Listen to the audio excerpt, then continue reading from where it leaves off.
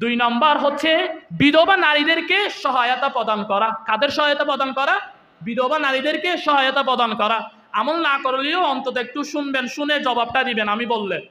বিধবা নারীদেরকে সহায়তা প্রদান করা।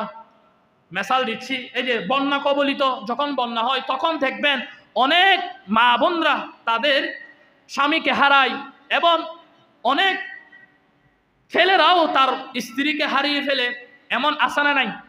তো যারা দেখেন ছেলেরা কিন্তু স্ত্রী হারিয়ে ফেললে আমরা আল্লাহর কাছে আশাবাদী, ছেলেরা চেষ্টা করলে এরা কোনো রকম আবার ঘুরে দাঁড়াতে পারে, কিন্তু মেয়েরা সে নারী হওয়ার কারণে, সে দুর্বল হওয়ার কারণে তার প্রতি আবার ঘুরে দাঁড়ানো তার জন্য অনেক কষ্টকর হয়ে যায়। তো এই জন্য শরীয়তের বিধান হচ্ছে যে সমস্ত নারীরা তার স্বামী হারিয়েছে, অথবা রুট অ্যাক্সিডেন্টে, গাড়ির অ্যাক্সিডেন্টে মারা গেছে, বা বিভিন্ন সমস্যার কারণে যায় সমস্ত নারীদের স্ত্রী মারা যায়, তো যেহেতু সেই নারী হওয়ার কারণে তার কষ্টকর হয়ে যায় উঠে দাঁড়ানো, আবার ঘুরে দাঁড়ানো, সে কিন্তু পুরুষের মতো পারে না।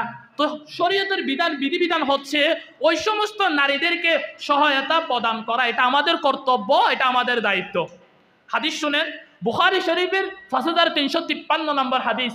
এই হাদিসের মধ্যে নবীজি বলেন, আসসাই আলাল আরমিলাতি ওয়াল মিসকিন কাল মুজাহিদি ফি সাবিলিল্লাহ আওয়াল কাইমিল লাইল আস-সাইমুন নাহার।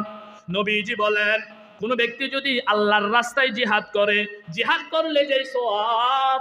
এরপর বলেন, কোন ব্যক্তি যদি সারা রাত নফল রোজা রাখে, সারা রাত যদি ইবাদত করে, সারা রাত ইবাদত করলে যে সওয়াব। এরপর বলেন, কোন ব্যক্তি যদি সারা দিন নফল রোজা রাখে, নফল রোজা রাখলে যে সওয়াব। কয়টা সওয়াবের কথা বলেছি? তিনটা। একটা হচ্ছে কোন ব্যক্তি যদি আল্লাহর রাস্তায় জিহাদ করে, ওই জিহাদ করলে যেই পরিমাণ সওয়াব, সারা রাত তাহাজ্জুদ পড়লে যে সওয়াব।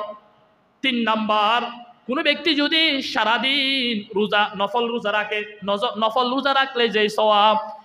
এরপর কোন ব্যক্তি যদি কোনো বিধবা নারীকে সহায়তা প্রদান করে, জিহাদ করলে যেই সওয়াব, সারা রাত ইবাদত করলে যেই সওয়াব, সারাদিন রোজা রাখলে যেই সওয়াব। কোন ব্যক্তি যদি কোনো বিধবা নারীকে সহায়তা প্রদান করে, আল্লাহ পাক রব্বুল আলামিন তার আমলনামায় এই পরিমাণ সওয়াব লিপিবদ্ধ করে দেয়। সুবহানাল্লাহ। বিধবাকে সহায়তা প্রদান করা, এটা জিহাদের চাইতে বেশি সওয়াব। বিধবা নারীদেরকে সহায়তা প্রদান করা, এটা সারা রাত ইবাদত করার চাইতে